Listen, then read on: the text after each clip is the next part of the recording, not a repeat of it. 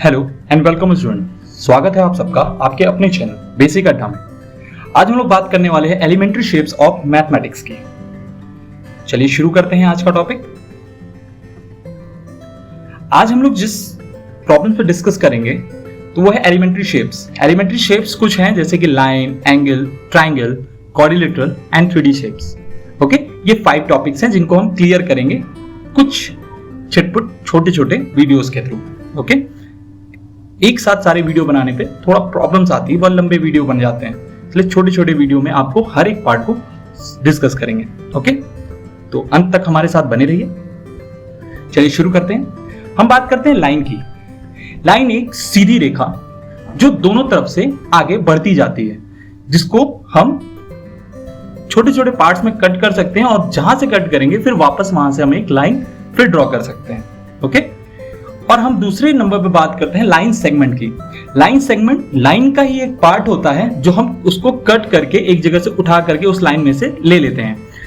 तो ये cut part हम आगे नहीं बढ़ाते हैं, ये एक फिक्स पॉइंट के थ्रू जुड़े होते हैं। जैसे आप देख पा रहे हैं लाइन सेगमेंट में ए एंड बी, ये 2 फिक्स पॉइंट है जिसके बीच में हमने लाइन एक ड्रॉ की हुई है। ठीक है, इससे पहले जो हमने लाइन ड्रॉ की थी इसमें हमने कोई भी नाम, कोई भी पॉइंट फिक्स नहीं किया था।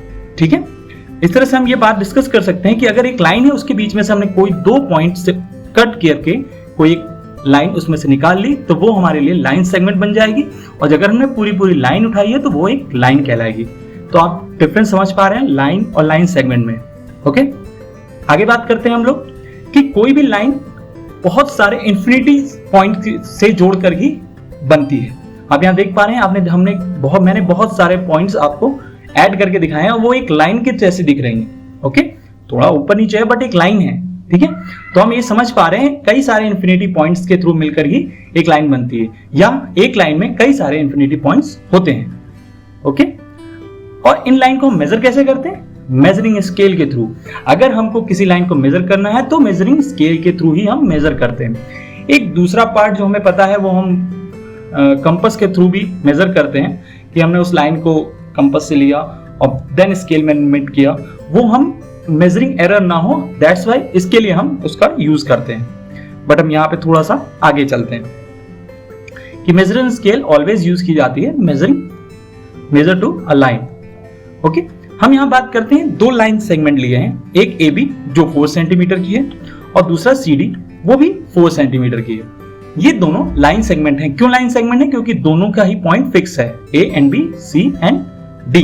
ओके, अब हमने देखा कि AB और CD दोनों ही 4 सेंटीमीटर के हैं, इसलिए दोनों ही इक्वल हैं। तो हमने इन दोनों को ऐड कर दिया। अब जब हमने ऐड किया तो हमने ये देखा जो लाइन है वो A से D तक हो गई है।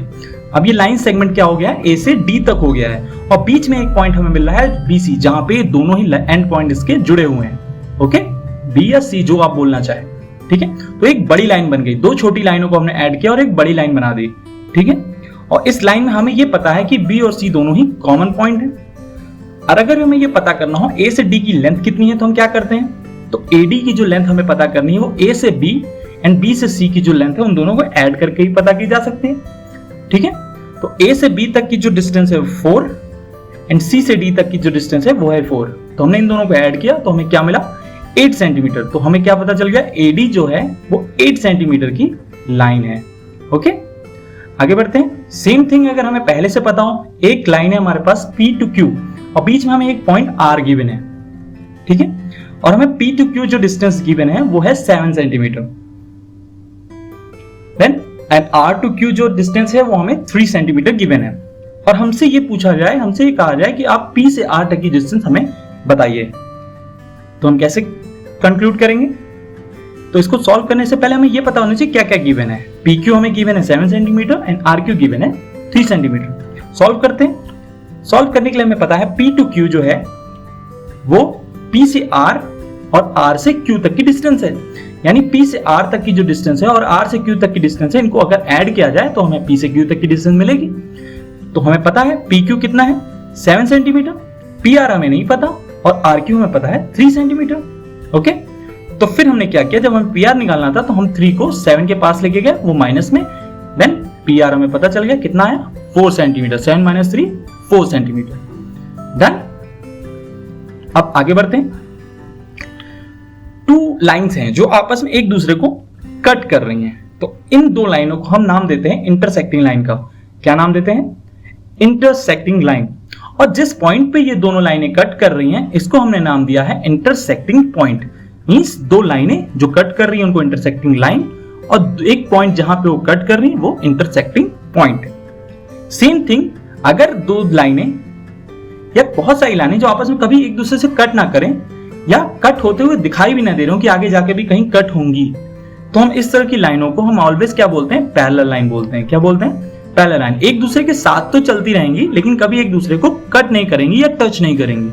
ओके, तो इस तरह की लाइंस को हम बोलते हैं पैरेलल लाइन। अंडरस्टैंड? नाउ अब बात करते हैं एंगल की।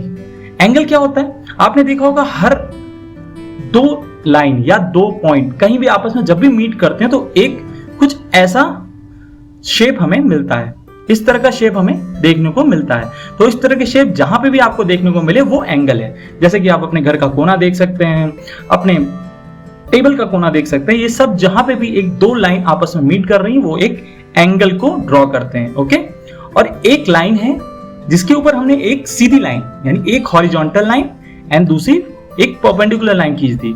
तो इस तरह की लाइन जब हमने खींची है तो इसको हम बोल पाते हैं परपेंडिकुलर लाइन। ओके, ये एक सीधी रेखा है जो लेटी हुई है उसे हम बोलते हैं हॉरिजॉन्टल, और जो बिल्कुल उसके ऊपर एकदम बिल्कुल 90 डिग्री एंगल बनाते हुए एक लाइन खींचे उसे हम बोलते हैं परपेंडिकुलर लाइन। आज के लिए बस इतना ही। आगे का वीडियो अगले पार्ट में आप देखेंगे। Thank you.